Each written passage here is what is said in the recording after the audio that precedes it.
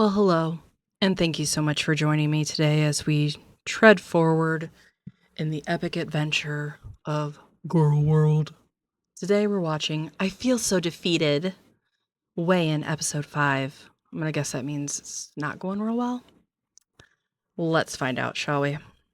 Hey guys, so welcome to my weigh-in. I am getting around to filming this pretty late at night. I already did my live stream and everything, and usually by my Tuesday live stream, I've already had this filmed, edited, and scheduled to go up for the next day. But I'm not feeling the greatest, and I'm gonna tell you the reason why in this video, so let's just get straight to it. First, we're gonna start off with the 5 questions that I do every weigh-in video, and where I get those is Instagram. So once a week I go on there and I say, ask me any weight, health, food related questions. What makes you say that the eating scenes in 600-Pound Life are exaggerated and not real? So I said that in a past weigh-in video because it's true. I've actually been contacted by multiple people who have been in 600-Pound Life, and I myself have contacted a couple people myself. And I'm also actually pretty good friends with 2 people who have been on shows like that, and they do exaggerate those scenes, especially in 600-Pound Life. And Well, okay. Any reality show, I feel like, is going to be sensationalized to a degree. But let's be so for real. You don't get to 600, 700, 800 pounds without eating huge quantities of food. So yeah, I get they probably did exaggerate some scenes, like they did a lot, the shower scenes, the angles, all that. But Amber, you eat a huge quantity of food. So quit acting like you're just so dainty and that couldn't possibly be true. not only know that because people who have been on 600-Pound Life have told me that personally. Plus, I am also someone who is over 500 pounds. I was almost 600 pounds at one point. Why do you think people freak out about the size of a 20-piece nugget, but will order a 10-piece with a large fry and act like that is any better? Because probably they're not 600 pounds. They're not Amberlynn, who is essentially stunted and imprisoned in her own body. Maybe that's why. Good point, good point. I think just like hearing a 20-piece nugget, it's like, whoa, that's crazy. But when you do the calories for a 20-piece nugget versus like a regular meal that you can get at McDonald's, which is a 10-piece nugget with a large fry, it's about the same calories. There's a little bit more calories in the nugget and fry, but the protein and the carbs are better if you just get the 20-piece nugget. I'm not saying either of these options are good for you, but the same people judging someone for ordering a 20-piece nugget will also go to McDonald's. Oh, Amber. Oh, Amber. When did you lose the plot? It's not about the fucking nuggets. It's about the fact that you come on here time after time, every time the cycle restarts, talking about how you want to change, how you're sick of living this way, all your medical problems, and then you come on and freaking eat McDonald's. It has nothing to do with a 20-piece nugget. It's the bigger picture that someone in your situation shouldn't be eating anything like that. You should be eating a healthy, clean diet of whole foods, not sodium and grease and all the other crap that you put in your body on a daily basis. Quit acting like you're stupid. I mean, I know you are, but quit playing like you're this dumb. And get the nuggets and fries. I think people like to play mind tricks because, like, when you see like sodium, for an example, on nutrition labels, you don't really think about your own sodium consumption. I see so many people telling me, oh my god, Amberlynn, like that's so much sodium in that ramen that you're eating, blah blah blah. But the same people will make rice-a-roni for them and their family, not realizing. Quit comparing yourself to other people. This is about you. These other people eating one small portion of a rice-a-roni aren't freaking 600 pounds struggling to live. That that also has a lot of sodium, or even just like a can of corn, they add sodium to these things. Everything has sodium. Americans just eat a lot of sodium. No shit, like the Arby's French dip sub thing you had the other day that was over your daily dose of sodium. Yeah, we know. Without even realizing it. Have you thought about asking ChatGPT how many calories you should eat to lose weight? So I never thought about it. So I decided to do it. And when I did do it, it prompted me. It was like, can you tell me a bit about yourself? Can you tell me like age, weight, height, any medical things that could be wrong with you. And I like that aspect because, like, when you try to do these like metabolic rate things online, it literally just asks for your height, your gender, and your weight. And it's like, no, there's more to it. So I thought that was cool that ChatGPT actually asked for that. So here's the screenshot. And as you can see, ChatGPT thinks that I should eat anywhere between 2,200 and 2,400, which is something I've always said. Don't get me wrong, I think ChatGPT is a very useful tool, but how many problems or conversations on a daily basis do you think that Amber brings to this AI? I'm guessing it's a lot. And she probably is like, oh, ChatGPT, you understand me like no one does. And it literally shows the reason why I should be eating at this lower limit, such as weight loss is slower for me due to the lipedema and the lymphedema, and how that fluid retention shows up on the scale a lot, which I've also said to you guys. Pretty much everything that ChatGPT says in the screenshot is exactly what I've said. Like how my metabolism is a lot slower due to hysterectomy. It's also slower due to me having no estrogen in my body, slower because I went through menopause. And Okay. I'm not saying that's not true, but what are you doing to combat those effects? Taking any kind of like vitamins to help your body recoup those lost hormones, eating well, exercising, a normal sleep routine, actual normal water intake that the human body requires for daily living. None of these? Oh, okay. Okay, good. it's slower because of the years of yo-yo dieting. If you continue to like make your calories super low, lower than they need to be, that'll continue to mess with your metabolic rate. And then I got curious because there's lovely rumors always floating around that I should be eating like 10,000 calories a day to maintain my weight. That is wild. No, but Dr. Nowzarden says that you have to basically be eating a certain caloric amount to maintain your weight. So someone, for example, he'll say is 500 pounds, you have to be eating at least 5,000 calories to just maintain that.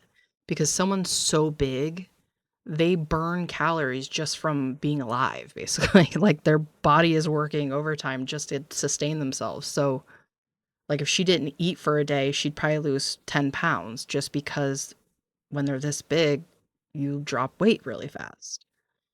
Also, why is she so freaking smug in this video? Ugh. Wild and so off base and untrue. Like I know that like already like as a person that that's not true, but I was like, you know what? ChatGPT has never been wrong for me, so I'm curious. I was She doesn't trust what a doctor says, but by God, she knows, and this AI system is going to lead her to the path of truth. You go ahead and follow that, Amber. like, ChatGPT, how many calories do I need for myself to maintain the weight that I'm at? ChatGPT confirms the misconceptions are not real. I need between 3,200 to 3,400, which is actually really easy for me. Like eating that is very easy for someone my size. And it's actually pretty easy to do without even realizing it. And for some reason, people just don't want to believe that. I don't understand why, but like I'm living proof because I am my person. I am like in my body, I am me, and I'm just sharing that based on my experiences. How often do you grocery shop? So I'll either go every week or bi-weekly. So sometimes I'll skip a week, but definitely only once a week. Is your new friend a caretaker because you are so big? Y'all, the goalpost has absolutely moved. Like it's ridiculous. So at first I would talk about my friend. Not really, because every relationship you've had is like a transactional relationship, in my opinion, where you buy them things and then in turn they have to provide you with services like taking care of you and your animals and wiping your ass and cleaning your house. So don't act like you haven't had transactional relationships your entire adult life. Again, she is so freaking smug sitting here at over 500 pounds, and I'm guessing She feels so defeated because she hasn't lost anything, so just keep being smug, honey. In my videos, and people will be like, oh my god, she's imaginary, or oh my god, like Amberlynn's making up this friend. And now that you guys have heard her voice in my videos, the goalpost has moved and now it's a caretaker. Like, stop with the fat phobia. I understand that I'm really large, but I live by myself. No one comes in my apartment. Like, not even my mom. Every time Yeah, you're so independent that anytime you want to leave your home, you have to have your mommy come get you. Wow, we're so impressed, Amber. we hang out, we're always hanging out like outside of my apartment, going and doing things and spending time out. I don't need a caretaker. I don't need anyone to help me with anything. Yes, I don't drive. I'm fully aware. But when it comes to the things that people are assuming due to the fat shaming, I don't need anyone. I take care of everything myself. I do not have a caretaker and I have never had a caretaker. And Yeah, I would love to see the cleanliness of your home right now and your cat's litter boxes if you're doing so well. Let's see. Let's see the pee pads all over the floor because you are doing so well in taking care of yourself, your home, and your animals, I'm sure. I will never have a caretaker. My friend is my friend because it is someone that I met in person. Wait, did she just said she'll never have a caretaker? What do you think Beck was? And I'm pretty sure she's even admitted it was like a caretaker relationship or, said it wasn't a relationship. It was more of a caretaker relationship. Are you freaking kidding me? You can't say I'll never have a caretaker. You already have had one. And I'm sure your mother is assuming caretaker roles. We know she at least takes you to do your errands. She was helping you with your Ozempic shots. And how much would you bet that her mother comes in and does like basic household stuff for her? I would bet anything. And I realized I clicked with, I enjoy being around her, and vice versa. We laugh, we have fun, we share the same hobbies, like literally just a friend. And this is like also another reason why my friends or anyone in my life will never be on camera again. Yes, Well, give it a few months. I'm sure eventually this person will realize what a piece of shit you are. And just like every other relationship you've tried to maintain throughout the years, it will crumble. you'll see my mom here and there, but that is it. Because all you've heard is a voice, and already the rumors are starting. All right, so let's get into the goals that I had for last week, and did I succeed in those? So last week, my goal was to follow a meal plan for 5 days out of 7, and I did not do that. I wanted to have like a huge veggie plate every single day for lunch, and I did not succeed in all 5 days. So my goals for the next week are literally just to win over this like defeat that I feel inside of me. Right now, I literally just feel that defeat feeling. I am having emotions that I feel right before I give up. I want to beat the feeling more times than I don't. And then I also want to start drinking 3 water bottles a day instead of just 2. All right, so now let's talk about how my week went. The bar is on the floor. So not only did she not reach that goal this week, she's just giving up on that goal now. So, okay, well, I didn't do it this week. Fuck it. I'm not going to do it going forward. Like, she has nothing but time to sit at home and cook healthy meals for herself. It's just, who can even watch this shit anymore and really, truly, one, feel sorry for her, or two, be like, no, there's still hope. Like, no, just no. So I was doing pretty decent. I was staying below the 3,400 calories that Noom wants me to eat. I was definitely eating in moderation, so I was allowing myself to have like the unhealthy things, but also inviting a bunch of like fruits and vegetables and healthier foods into my diet. There was one day where I overate and I chose like the most horrific foods that day because like I said, we are not perfect over here. Like if I woke up one day and I came on here and I was like, you guys, I've been perfect for a full year, it'd be bullshit because it's not possible. So this is where things get hecticana.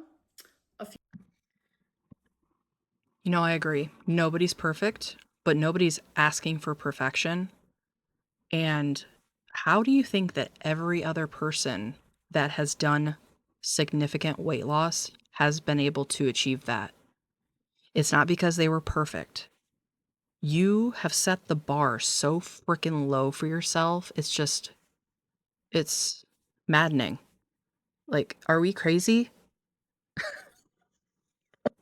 We're spiraling. I'm spiraling. Oh my God. A few days ago, I mean, I'm telling you, it was storming really bad. It was flooding. There was flood warnings. It was really, really bad. And I was out with my Is this similar to like when the forest fires were going on in your state and you were acting like it was at your doorstep? Okay. mom, and I didn't realize when I got home that the flood was going to be near me. So to get into my apartment, which was literally the only way to get into my apartment, I had to step and walk in water that literally like went up to the middle of my calf. I was pissed about it, obviously. Like, I have lymphedema and lipedema, and my skin and my body is just really sensitive to things. So I was soaking wet. My pants were soaking wet, my legs were soaking wet, my shoes were soaking wet. Sure, it has nothing to do with the fact that you probably came in and just like left those things on your body. Just like you used to go and swim in Toxic Lake and then just not shower when you came home. Like, quit acting like this is like, I'm so susceptible to things, you guys. I had to walk through water. Came home, I showered. I sadly woke up the next day with cellulitis. So there's two versions of cellulitis. There is version 1 where I get all of like the physical leg symptoms. Red, painful, like you can tell there's like a massive infection. But then I also get the shivers and I get 103 temperature. I am puking profusely. TMI, I have diarrhea. I can't eat for days on end. And I lose a bunch of weight doing that. Or there's B. I still get the Okay. Conspiracy theory. Amber saw her opportunity. She's like, I'm going to wade through this diarrhea water. I've got all these scabs and things I've picked on my legs. The cats have been using me for a scratching post. I'm going to just stand in this water and get cellulitis, and I'm going to drop that weight. I'm going to show those hater ass bitches. the leg is red. The leg is painful. You can tell that there is an infection. And I really just feel general malaise. Like, I don't have any of those other puking, fever symptoms. That's where I'm at here. In both of these areas, A and B, I swell a lot, obviously. It's a really bad infection. So I got cellulitis from walking in the dirty water from the flood, which is really freaking unfortunate. In a part Which you probably had to walk through for like 3 steps. If this bitch is about to like explain the fact that she hasn't lost weight or has gained weight on the cellulitis because she's swollen, I'm gonna flip my shit. part of me like knew that was going to happen. That's why I immediately came home and showered. But when you have lipedema and lymphedema, like, your lymphatic system does not flow the same. So that already makes it to where it's harder to fight infections. No matter how much you bathe, no matter how much you clean yourself. So when you have lipedema and lymphedema, it also causes poor circulation to your legs, which also is another thing that prevents fighting off infections. But I stepped on the scale. And I'm sure it doesn't help when you just do nothing but sit around all day and don't walk around because, like you just said, your body needs blood flow and movement to heal itself. And I gained weight because I'm extremely swollen. Like, the infection Shocker!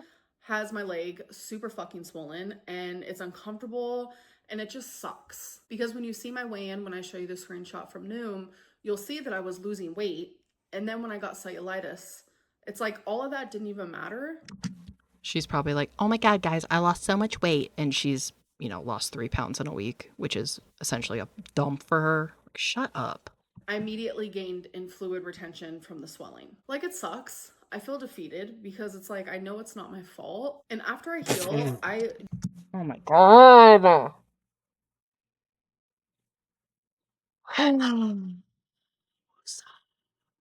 Woosah. Why am I letting myself get stressed out over this bitch? I don't know. It's just almost freaking comical at this point. Like, my God.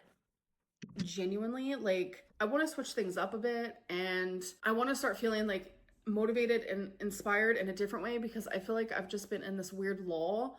I don't know. It could be just the fact that I'm literally fighting an infection. I'm currently on antibiotics. I feel like absolute shit. But let's just get into it. Last week I was 5'17". This week I am 521.6. And it's like, this is such a pointless weigh-in because it's not real weight. I don't really know what else to say about it. I just Keep telling yourself that, honey, while you frickin' cram Arby's in your mouth and all the other bullshit that you're eating that you know you're not supposed to be eating. And now here you are just deflecting and not taking accountability. Like, you know what, guys? I eat like shit, and here's the repercussion of that.